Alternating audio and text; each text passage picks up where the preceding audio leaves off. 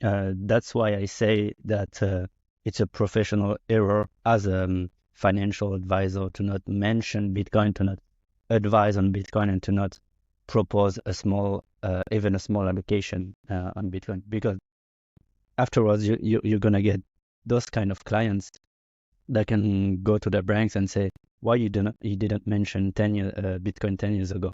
I'm leaving.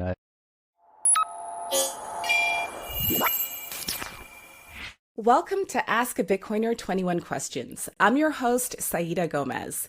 Today, I have the pleasure to ask Abel, as I would say with my Anglophone accent, or Abel, if we're Francophone, 21 questions. Abel, welcome to the podcast. How are you today? Yeah, and I'm good, thanks. And you? I'm good. Would Yeah. you like to introduce yourself to the audience?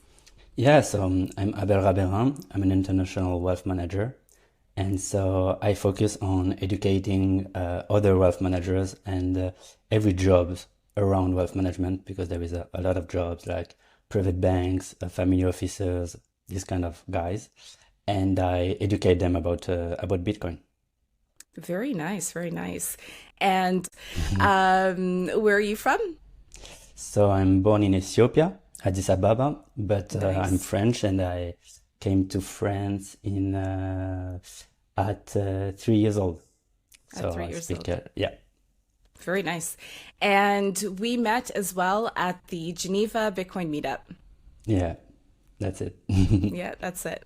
Okay, so we're going to get to asking 21 questions. So the goal is to get through 21 questions in 10 minutes. Some people do it, one person did it.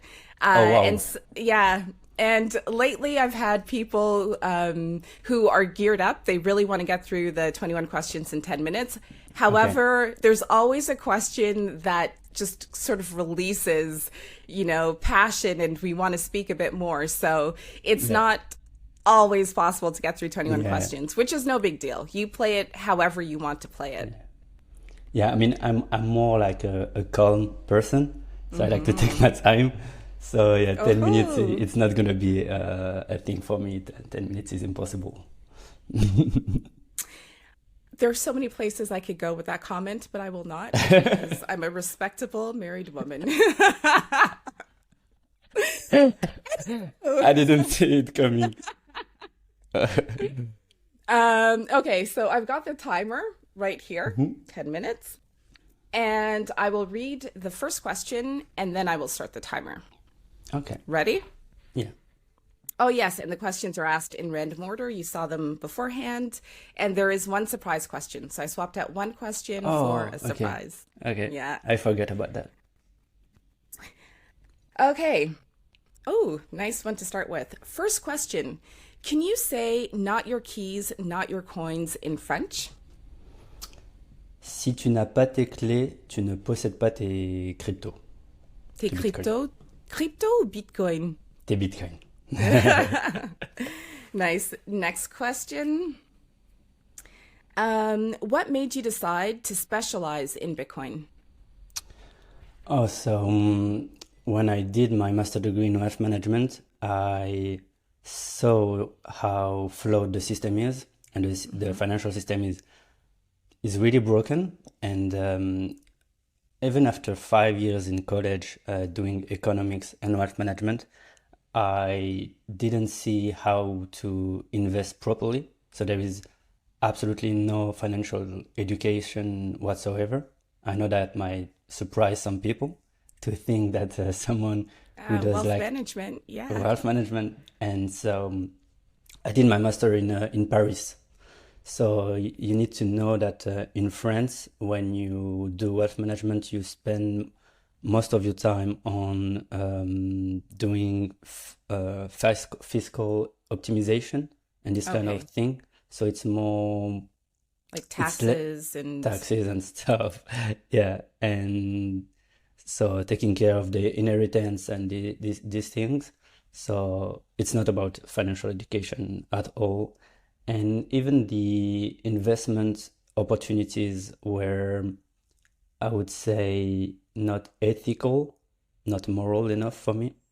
So the very wealthy can get to some good products, but for the rest of us, there is no such thing as good, easy investment. So that's why I decided to go on Bitcoin at the beginning. So in terms of wealth management, what value proposition does Bitcoin bring to your customers? Oh wow, there is so much things to be said here, but the main thing, so my clients are other wealth manager, family offices, etc. It's Okay. not Yeah. particular clients, but for them, Bitcoin appears like a godsend. Yeah, because in traditional finance, if you can maintain the value of a portfolio, it's already great, and so their standard is the inflation rate. So for example, it's 2%. If they offer more than 2%, they're winning for them. So when they offer like product at 6, 7%, it's like a dream thing.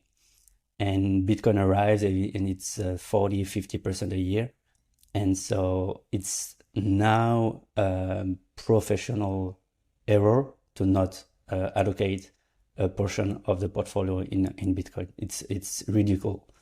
So there is that, and also the fact that Bitcoin offers so a edge against inflation, because like I said, they say it's 2%, but for me it's more 15, 20% in real terms. So there's nothing that's gonna be easier for them than to adopt Bitcoin in a portfolio strategy. And also the strategy that you can put in place with Bitcoin is the easiest one, and it's the best one, is the dollar cost average. So it's like it's really simple. You don't have to monitor the portfolio every 10 seconds just to say you've done something. So yes, I think that's the main value proposition that Bitcoin has for wealth managers. Nice. If we go over the 10 minutes, I'll have follow-up questions on that for you. Alors, passons à une question en français. Quelle est la meilleure ressource sur Bitcoin pour les francophones débutants? Should I respond in French or English? I think it's French. Oh yeah? Yeah. Parce que Okay. c'est pour les francophones, donc en français. Ok. Donc le meilleur éducateur français qu'on a, pour moi, c'est Roxy. Et il a créé Découvre Bitcoin il y a quelques années. Donc pour moi, c'est les meilleures ressources qu'on ait. Et il s'est associé avec Lugano Plan B il y a quelques temps pour créer The Bitcoin University. Donc vous pourrez avoir accès à tout son contenu, mais dans plusieurs langues. Et Ouais. donc je pense que c'est une des meilleures pages. Ensuite, j'aime bien aussi How to Bitcoin. C'est des potes à moi en plus qui le font. Ouais. Alex et Victor qui sont ici aussi. Donc ils ont un site plus une page YouTube et ils sont en train de créer une application pour s'entraîner à faire des quiz.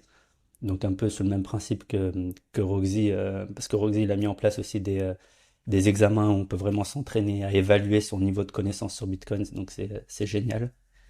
Et ensuite, ben, les livres, tout simplement les livres. Moi en tout cas c'est comme ça que j'ai fait. C'est peut-être un peu trop technique. Certains livres sont un peu trop techniques pour ceux qui n'ont pas eu de background en économie, finance. Mais voilà, le Bitcoin standard, les talons Bitcoin, le Ouais. fiat standard, tout ça, ce sont des musts pour Ouais. vraiment comprendre. Très bien. We're going back to English now. Let's go. So you've studied economics and wealth management. How do your classmates and colleagues react to Oh. Bitcoin? So my classmates, they were laughing at me. They were like, Yeah, "Why do I you relate. bother?" Oh yeah, the struggle. Yeah, they were laughing at me like, "Why you bother spending time studying Bitcoin?" And so yeah, they didn't want to know anything about it. And for my colleagues, it's more about the fact that their bosses, their model, don't want to talk about Bitcoin, or they say Bitcoin is a scam. For example, in finance, you look at the huge investors like investor or economists like Nassim Nicolas Taleb, for example. He's a great economist, and he doesn't get Bitcoin. So for people in finance, they're like, okay, if he says that it's not worth it, I'm not going to spend my time on Bitcoin. But when you go take a beer with them, they're like, they start to vent about everything about the financial system.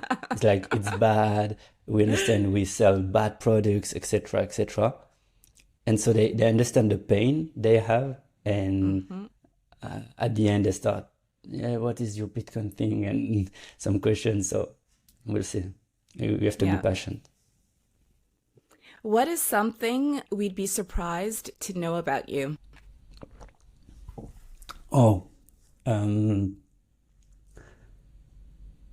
I think people who follow me on my socials, they see that I only talk about Bitcoin. So they might think that Bitcoin is a huge thing for me, and this is the most important thing. But for me, I'm more on self-development, and spirituality, and all of that is way, way more important than Bitcoin. And so that would be the surprising thing, I think. This is the surprise question. Okay. How was surfing Bitcoin in Biarritz? Oh, wow. This is a hard one. So for me, how do you say, real event, in-person event are the best In real for life, me. yeah. Real life, yeah. They're the best because you get to meet people, and Bitcoiners are just great, and we always have a good time and great conversations. But I didn't like the conferences. I can really see that the people behind the event, where the money is, basically, they try to control the narratives. And so, yeah, I try to put myself in the position of someone who's new to Bitcoin and went to that event. I wouldn't even invest in Bitcoin, I think, to be honest. So, oh, wow. Yeah. So yeah, it was bad in that sense, and I think Bitcoiners recognized it, and they will have to do better next year. But I know that's hard for these people to try to create conferences and That's 10 time. minutes. Wow. Wow. No, that goes too fast. No, that goes too fast. Well, I'm too slow. I don't know. 1, 2, 3. You're not too slow. 4, 5, 6. You got through 7. But it's it's not easy. But continue with surfing Bitcoin. Yeah, I think it's really hard to create educational content for beginners in only 3 days. Yeah. And on the 3 days, you have like 1 day for Bitcoiners and 1 day for wealth managers like me. So you're left, So you're left with half a day to speak to beginners. And so they tried to put a movie, and it was like the scams around crypto, and it's NFTs and whatever. And I was like, what? It's a Bitcoin event. So yeah. It's always difficult. Like, there's business, you're running an event, you're looking to not, experience losses. And then there's Bitcoin, and it is very difficult in a Venn diagram to find that sweet spot. Very, very hard. Yeah. And the empathy you show in putting yourself in their position, I think is good. It's valuable. Yeah. I think I'm in the, I would say I'm in the best, I'm in the same position as them, because I try to find also business model that Hmm. are ethical and moral and try to respect the philosophy of Bitcoin, and it's really, really, really hard. So yeah, It is. I get it. Yeah. How many languages do you speak? Oh, I only speak French, and yes, I even take a private lesson in French to really master the language because I don't think there is a lot of people who really Uh-huh. master French. That's It's a true. really hard language, and to really master it, you need some time. And I speak Hmm. English, but yeah, I do a lot of mistakes. And I'm born in Ethiopia, so I probably listen or heard some Amharic, but I don't speak it. Okay, I'm cheating again because this piques my interest. Your parents didn't speak Amharic to you when you were growing up? I was adopted to a French Oh, family, okay. so Yes, yeah, okay. I need to learn on my own when I go there. Yep. You is Olivier Rousteing, the head designer of Balmain, is he Ethiopian as well? I I saw a don't know. movie on him, I want to say like 2 years ago, and I believe he was adopted. Okay, I don't have the reference. Oh, okay. Sorry. I'll send you a message. It's luxury brand, Yeah, but Balmain, yeah. it's I mean luxury. That's a whole other can of worms in terms of what is true luxury. Oh wow. Um, Okay. you And know, this is hand true, or this is not? I don't know. I don't know Okay. enough about the company to know whether it's true luxury, but he is the head of Benmo, and he seems like a really cool person too. Okay, cool.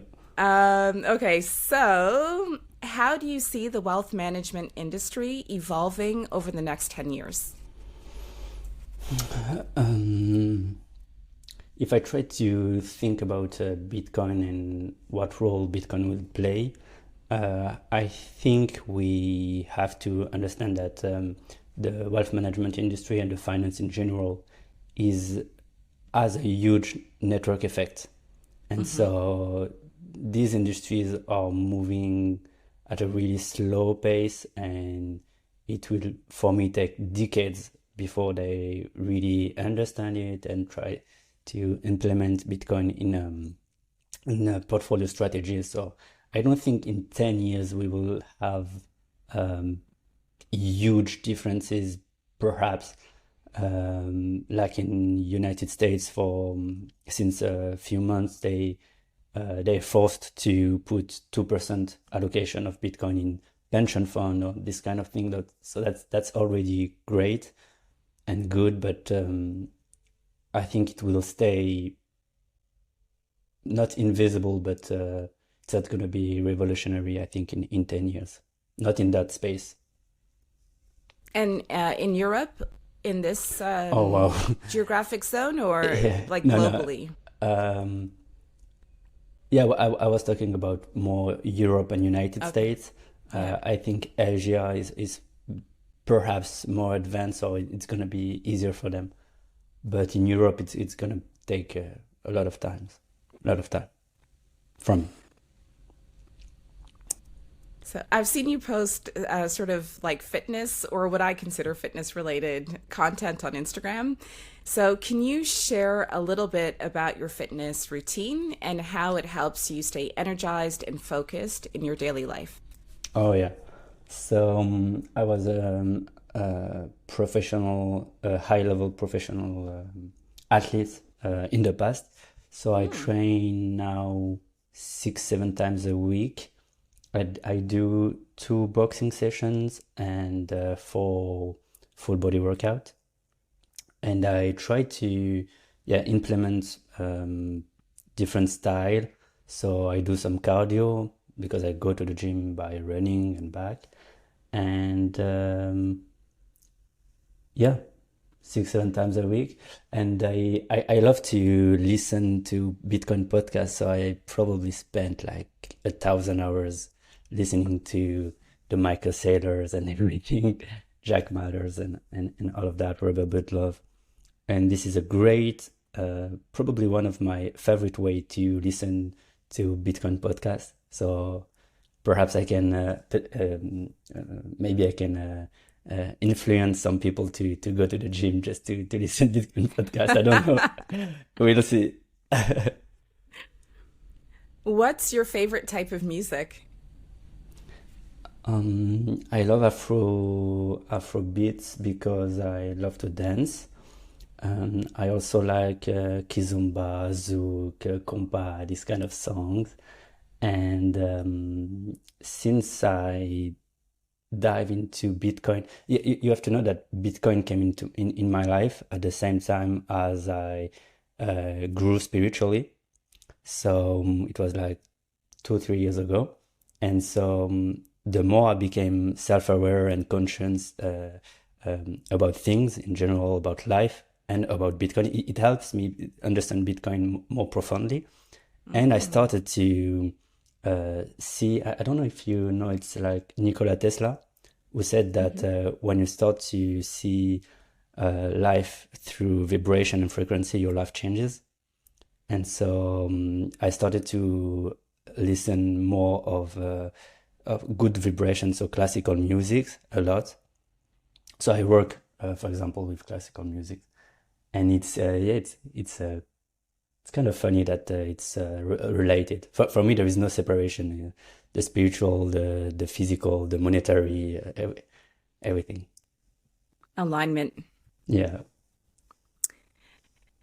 In the world of wealth management, are there discussions about Keynesian, Austrian, or other schools of economics?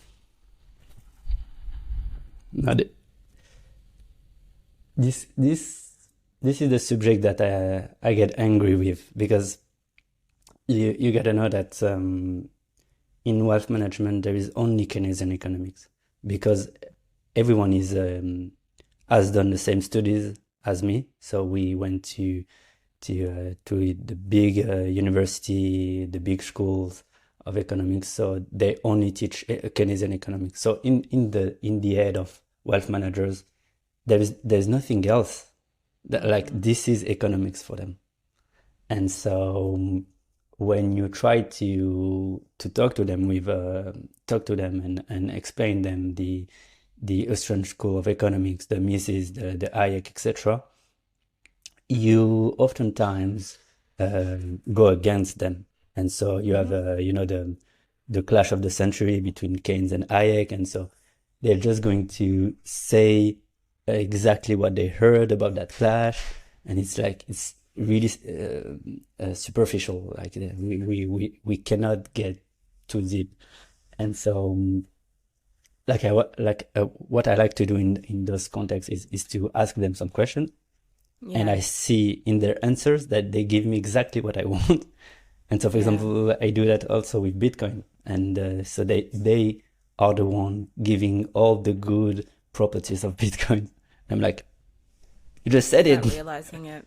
But yeah, that's crazy. Yeah. It's fascinating because I find that in many instances, so it's a game. If all the actors think and behave a certain way, then you may see a self-fulfilling prophecy until the system really starts to crumble. And I believe that for the most part, myself included, it is difficult for us to actually admit and see how things are operationalized, how things are playing out in real time. And so even my question, Keynesian versus the Austrian School of Economics, instead of being so high level and theoretical, I find that if we were to find a way to keep it very real and pragmatic and see how things play out, maybe these debates wouldn't be relevant. Yeah, I totally agree with you. And it's funny because when I talk to, for example, you have wealth managers who build themselves, they build their businesses without going to the big university. Yeah. And so for them, it's way easier to explain them the both, because it makes so much sense to speak about the Austrian School of Economics. It's like just real life. And so for them, the conversations are far easier than young guys who just left college 2 years ago and they've been brainwashed to it. Keynesian school, so economics. Yep. How did you discover Bitcoin? So I discovered Bitcoin because I received some money back in the days, and I was like, how do I invest that money? And like I said, like I had no financial education whatsoever with my degrees, so I orange pilled myself with movies, documentaries, books, and that's how I ended up going deep into Bitcoin, Yeah. basically. I remember, I think it was 2017, at the beginning of my Bitcoin journey, I ran into, I want to say her name is Sarah. She used to organize meetups and talks at Impact Hub here in Geneva. And she gave a presentation, I think it was either on Bitcoin or blockchain more generally. And afterward, I went up to her because I just finished business school and I was like, how do you know all of this stuff? Like, what's your material? And she said the internet. And when she said that, I was like, What? that's not legitimate. That is not a legitimate source. I didn't say that out loud, but that was my Yeah. first reaction. Meanwhile, she has tremendous experience in finance. She is a professional, very intelligent. And so I didn't doubt her as an individual. But when she cited her source, I thought, like so many different pieces and different aspects of my life started to come together. And I thought, you know what, maybe I need to like let go of this information is only legit when it comes from this source Mm. mindset and open my perspective to see what else I could find. So so you so I think we have we don't have the same beginning. So you went to a live event, and then you dive into your research in AWS. Um, it actually happened, and so in 2016, I went to Silicon Valley with a group within my business class. We were pitching an art startup to some venture capitalists in Silicon Valley. Oh, wow. And the so we're going through different business models, different value propositions. In Geneva, that's my Fringlish coming in. Geneva, in Geneva, we have what is it? Les Paul Francs, where it's Yeah. basically, you know what it is. Yeah, People store a you can lot of explain. things. It's tax free. Yeah. So you can have containers with a lot of artwork and it sits there for tax reasons. You would know that Isn't that the Tenet movie about the which movie? do you know Tenet from Nolan, Christopher Nolan? No, but I think I need to It's know a it. yeah, it's a great movie. I love movies, by the way, but it's a great movie, and they talk about the stories about Paul Franc. Oh, okay. Oh, Yeah, I'm going to yeah. watch that. And so someone mentioned blockchain, art blockchain. And one of my group members, who is from Prague, was like, that's not what blockchain was made for. And I was like, whoa, like, how come his reaction is so strong? But, we had goals while we were there. We had limited time. And so, I didn't quite like focus in on what he was saying.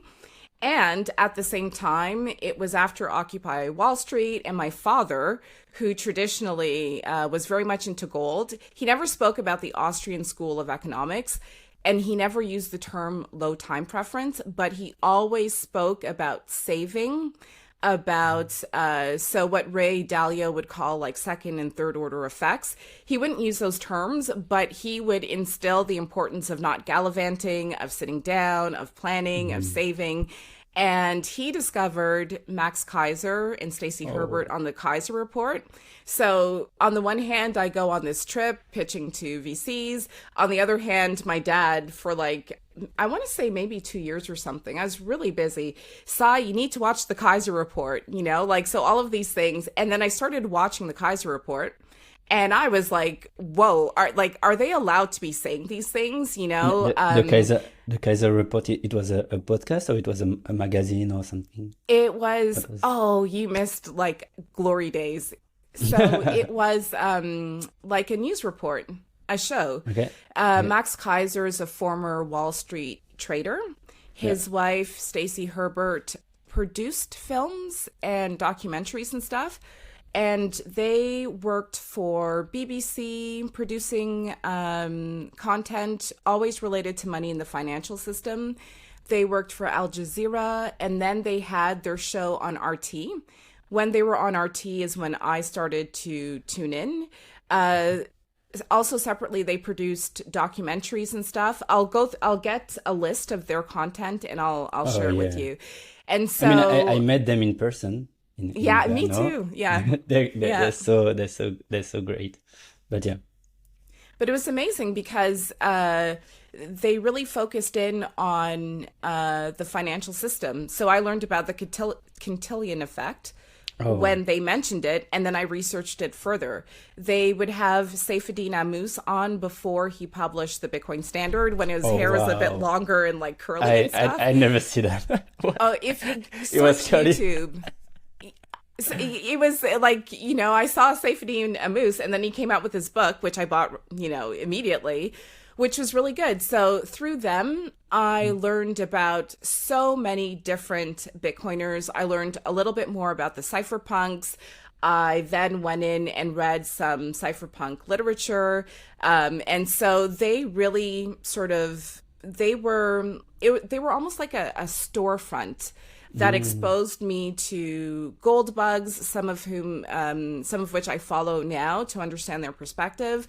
They exposed me to cypherpunk. Like I think I saw Adam Back on the Kaiser Report. I think so, Nice. for the first time. And so they, for me, were just, the perfect window at that time, given the sequence of events, plus other things. I mean, I remember in the beginning speaking about Bitcoin and a colleague going to a bank. I won't mention the name of the bank, their wealth management services. And this was like a long time ago.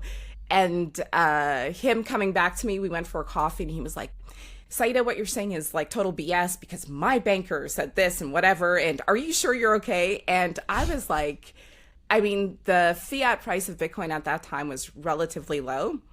I have not, Oh, the fiat price, it's a good formulation. pardon? It's a good formulation to say the fiat price. Oh yeah. It was relatively low at that time, Yeah. and I have not contacted him to say, "Are you happy with the advice that your banker gave to you?" Like. No. But yeah, I'm sorry for going off on a tangent. No, This no, is no, about that's asking you 21 that's no, questions. but that's absolutely great because that's why I say that it's a professional error as a financial advisor to not mention Bitcoin, to not advise on Bitcoin, and to not propose even a small allocation on Yeah. Bitcoin, because afterwards you're gonna get those kind of clients that can go to their banks and say, why you didn't mention Bitcoin 10 years ago?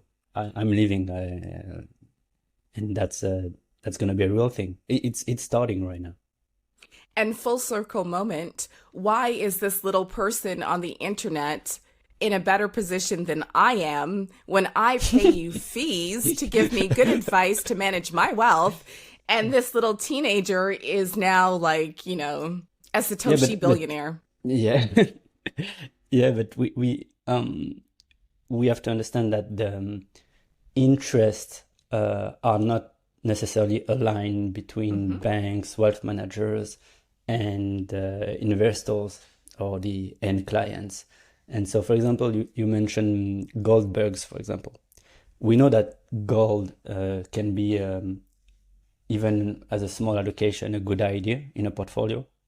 But since it's not directly managed, except through an ETF, uh, wealth managers are not going to propose it. And that's the same thing that's happening with self-custody. So I go to wealth management company and I make some conferences there to explain them Bitcoin. And so I talk a lot about self-custody, but they're like, but self-custody, we don't own anything. The money is not in our Mm, possession. So yeah. uh, clients will just go at some point and we lose money. So you need to come back with with a plan where we all win, Hmm. basically.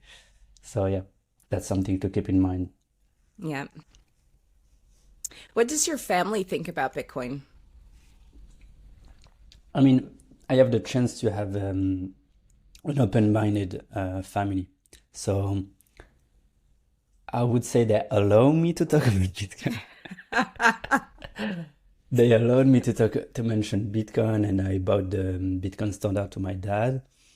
But it takes time, and they don't really understand it because in the first time they have to understand money, and money is something Yeah. that is really hard to grasp, and it provoked on people some emotional reaction. Yeah. So I need to be patient and go with the flow. I prefer to just be passionate about what I do in my personal life, and they can see from afar. I prefer that approach. It works better than the toxic approach I used to do. You're very mature, Thanks. very grounded. So you navigate the space in English and in French. How does language or culture shape a person's understanding of Bitcoin? Um, I think this is probably the most important aspect. Language is the most important thing we need to. Language and culture is the most important thing. And so, for example, that's how I learned English. It was with Bitcoin books, Bitcoin podcasts, movies, etc. And so that's how I've been orange pilled. But I see that for my friends who only speak French, we Hmm. don't have yet in France good role model or good economists or good thinkers, philosophers about Bitcoin. And so all we have is some guys who talk about crypto in general, Yeah. and they end up being scammed. And it's all because of the language barriers, because they don't Hmm. access the good information, the good sources. And so I have a good friend now that started Consensus. So Consensus is a company who dedicated to translate Bitcoin books in France Oh, and in French. excellent. Yeah, Yep. so that's a good resource. Oh, yes. That's an excellent resource. And so yeah, I think language is really important. Yep. That's excellent. I would like to ask your friend 21 questions Oh, if okay, they're willing, Edouard. because Yep. I studied translation in my undergraduate, so it'd be Okay. cool to, from like maybe a totally geeky, Yeah, that's linguistic perspective. No one will and like it, and but and he actually has the exact same. I don't know if I'm allowed to say it, but he has the same background as me. So we've done the same economic studies and wealth management. But mhm, as you see, he prefer talked about Bitcoin. yeah. So I've interacted with a few people in the wealth management industry. In my experience here in Geneva, Bitcoin is not yet part of their services. You've touched upon this. Why is that? Arrogance? Oh, Oh, oh, no, oh. there is yeah, I'm pretty direct. Huh? There is multiple things. First, the first barrier to Bitcoin is level of the level of education you need to have before Hmm. you start understanding just the surface of Bitcoin. So we say, I think it's Michael Saylor that says that we need at least 100 hours. And so, the fiat world are short-term oriented, so they have a high time preference. Yeah, And so to tell them you need to spend 100 hours on your free time study Bitcoin, yeah, they're not yeah. going to do it. So this is the first barrier, education, and as I said, arrogance, because in the wealth management industry, especially in Geneva, in Switzerland, it's on It's superficial. It's perceived value more than real value. So if they start to talk about something like Bitcoin and all they've heard is there is scams, etc., they don't want to entitle their images to that thing. And so they're pretty hard to convince. And I think in the wealth management industry in Geneva, there is only one private bank who propose Bitcoin, and I don't even know if that's self-custody or ETFs bullshit. So it's gonna take time, but that's my answer. So outside question again, Okay. with the announcement of the Zurich Cantonal Bank offering services, Bitcoin or crypto services. So there's already Zug in Ticino, so where there's Lugano, there's already like a growing industry. Will it finally trickle down to Geneva, or will the wealth management industry here try to sort of differentiate itself and say we're just traditional finance and all the other Swiss cantons, like everyone else, all the German speaking part of Switzerland will focus on Bitcoin and crypto, and Geneva will just be traditional?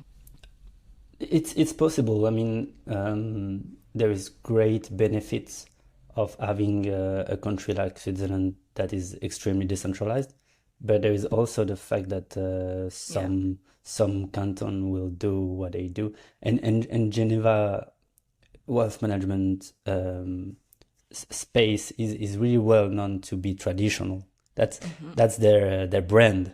So if they Yeah. start going too much technological or too much crypto, it's I think it's bad for their images. They try to keep it traditional, and perhaps every canton will go way faster than Geneva. Yep. Yep. Oh, here. So we're moving out of wealth management and Bitcoin directly. It's a question about dating. Oh, Does your partner need to be a Bitcoin enthusiast? yeah, it's a must. It's a must. So no, but before I go on with that, I never had a relationship, so that's not relationships advices. Okay, Oh, okay. but um, I I I I seem to not be able to stop talking about Bitcoin, and it's Yeah. for me it's already a struggle to not talk about Bitcoin with my family and close friends, etc. So I don't know if I want to to not be able to mention Bitcoin in my relationship. I mean, so that I don't think she has to be Bitcoin enthusiast, but she definitely needs to be open-minded, or at least in the same direction to changing the world. And I see that people who want to change the world, like people in who does like political science or this kind Hmm. of things, or lawyers, etc. They start to ask me questions about Bitcoin because Oh, it makes excellent. sense. You see, that's the kind of people. So yeah, just open-minded, and that I just can be able to talk about Bitcoin. Yeah. Basically. And I would imagine if one were to self custody at home without a multi-sig setup, like let's say they have a relatively small stack, I would imagine that dating could be very complicated because you don't know at which point you can trust a person Mm. in your home. This is a They huge don't even have subject, to stay there but for no, a week. Like when you're sleeping, you don't know. yeah, just imagine they burn the, the seed phrase, or I don't know, but um, it's funny, but at the same time, it's a huge subject, and for me, that's Yeah. something I'm gonna go deep on, and not just for relationship, but like roommates. You live with some Yep. roommates and you have a single wallet. That's for me extremely risky, and Yep. not even in the Bitcoiners don't have for me the right amount of security. So yeah, it's a huge subject, and I think that's something in relationships, but communication is key. So Yeah. perhaps educate and communicate, and yeah. But this, like you said, the single wallet for me is not the right proper setting, or at least perhaps if you cut your thing in two different places, and some strategy, but Yeah, you and need then to do they can't know something. what your strategy is either. Yeah. What obstacles do the wealthy see in terms of holding or using Bitcoin? So there is multiple things there. The first thing is the technical aspect of Bitcoin. So learning to manage self-custody for the clients, to explain self-custody to the clients, or to do self-custody with multisig, because that's something Hmm. also that is going to happen. And for me, that's way better than ETFs, because again, like I said earlier, the the fact that wealth managers don't really study Bitcoin is because they don't see the business model where they're gonna profit from that, and they don't want to lose their customers. But for me, there is now a competitive advantage, and that's back to the game theory of Bitcoin. Hmm. That's another small game theory there, where wealth manager who understand Bitcoin will have a competitive advantage. And Yeah. so, if they really understand Bitcoin, I believe that they will profit way, way, way, way more than on any other product, because for me, Bitcoin is the best assets ever created, and we benefit from the fact that we are here pretty early. So that's even a bigger thing. So Yeah. yeah, I would say the technical side and the financial business model side. Yep. Pick one of the following and explain your choice. Stack and hodl, mine, or invest in a Bitcoin mining company. Um, so I would want to say mine. I want to say mine because if you're mining Bitcoins, you are experiencing the best DCA possible, because DCA is way better if you reduce the time. And so if you mine, you are DCA every day. Hmm. So over the long term, you have the best, you profit the best from the growth of Bitcoin. At the same time, if you mine, and if you're smart enough, you will respect the philosophy of Bitcoin. So you will do it in a way that is decentralized. So you can use, for example, Ocean. I don't know if you heard about Oh, Oceans. yes, yes, yes. So that's really important. Ocean is a way to decentralize the mining. And so you can connect your mining rigs to that pool of mining, and so that's decentralized. So you are securing the network, you are decentralizing the mining, and you are profiting with the best DCA possible. So you are winning in every area, but we have to understand that there is some operational risk that are huge in mining, and this is Hmm.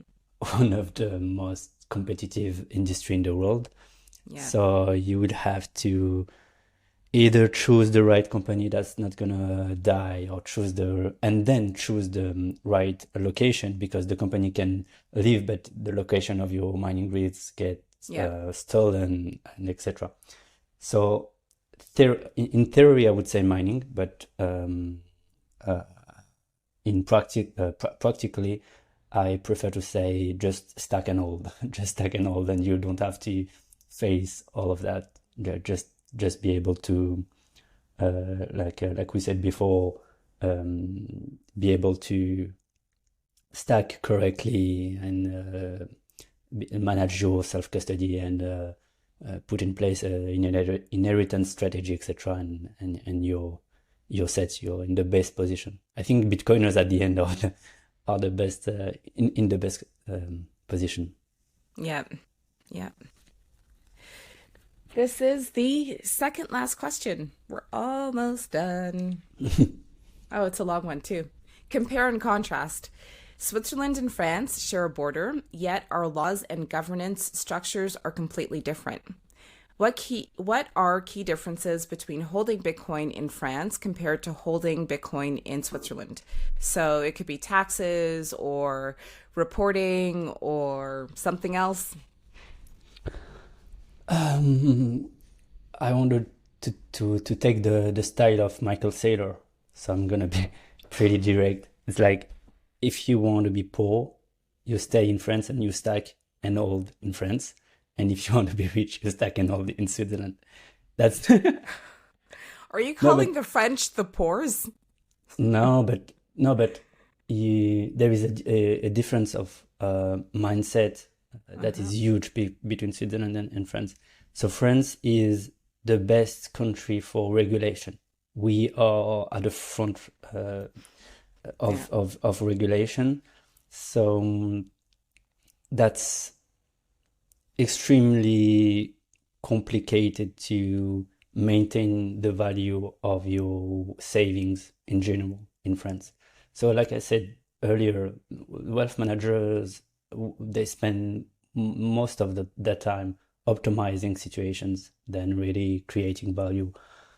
So yeah, I would say the differences are also, if you want to have a good time in France, for example, if you mention Bitcoin, you get laughed at, and because Oh, really? because it's, we have a philosophy that is centralizing power, so Oh, everything yeah. goes to Paris. So if the politicians and the media, with the help of the media, says that Bitcoin is a scam, you will be considered as a terrorist or whatever. And in Switzerland, you have a decentralized country where Yeah. liberalism, free trade are the main economic philosophy. So you can do whatever you want if you don't harm anyone. So if you want to pay taxes in Bitcoin in Zug, you can.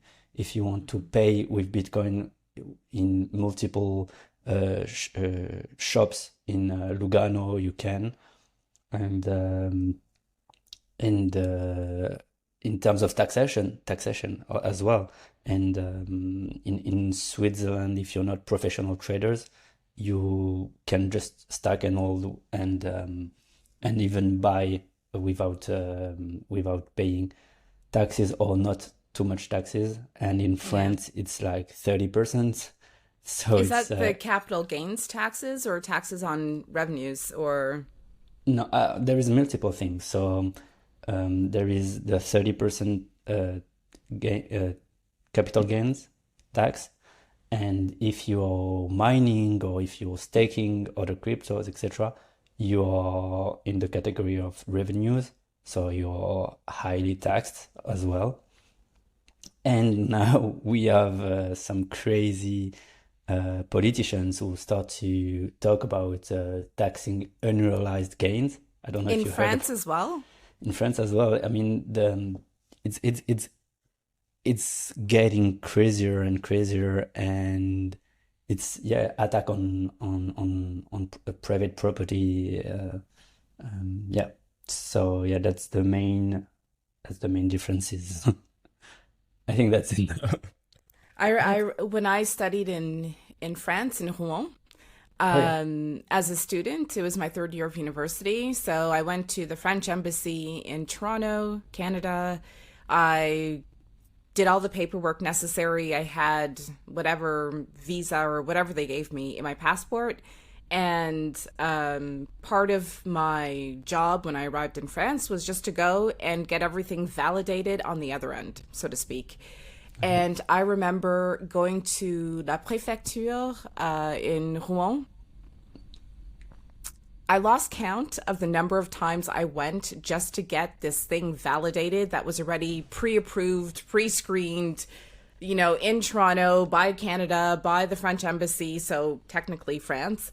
And like every single time they're like, no, madame, like you need this other paper that says something else. And I'm like, okay, yeah, where do I get that? I don't know what this is. I'm a student. I'm not accustomed to this system. So please help me. No, we can't help you. Go back the next day. The window's closed. There's no one there. Go back the next day. There's something else.